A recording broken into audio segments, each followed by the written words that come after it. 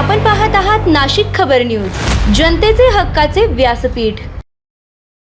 त्र्यंबकेश्वर पोलिसांची मोठी कारवाई। 3,11,000 रुपयांचा अवैध देशी दारू साठा जप्त, एकाला अटक।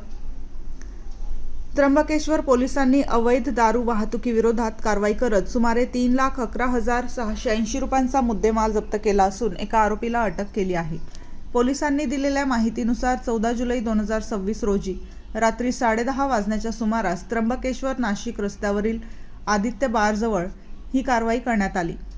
या प्रकरणी दीपक हिरामण खानझोडे वय 28 राहणार हर्सूल तालुका त्र्यंबकेश्वर याला ताब्यात घेण्यात आले।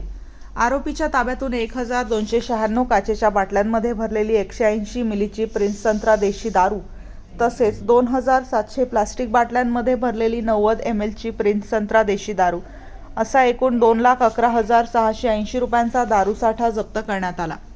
याशिवाय दारू वाहतुकीसाठी वापरण्यात आलेली MH15 CT 8494 क्रमांकाची मारुती अल्टो कार किंमत 1,00,000 रुपये असा एकूण 3,11,680 रुपयांचा मुद्देमाल पोलिसांनी जप्त केला। आरोपी हा कोणताही वैध परवाना नसताना स्वतःच्या आर्थिक फायद्यासाठी देशी दारूची बेकायदेशीर वाहतूक करत असल्याचे तपासात निष्पन्न झाले आहे।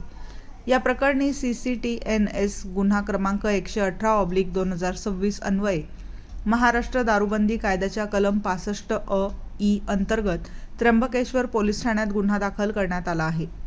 या प्रकरणी फिर्याद पोलीस शिपाई प्रदीप रामचंद्र राठोड यांनी दिली असून गुन्हा दाखल करण्याचे काम पोलीस हवालदार JB जाधव यांनी केले आहे। पुढील तपास सहाय्यक पोलीस निरीक्षक SK गीते करत आहेत।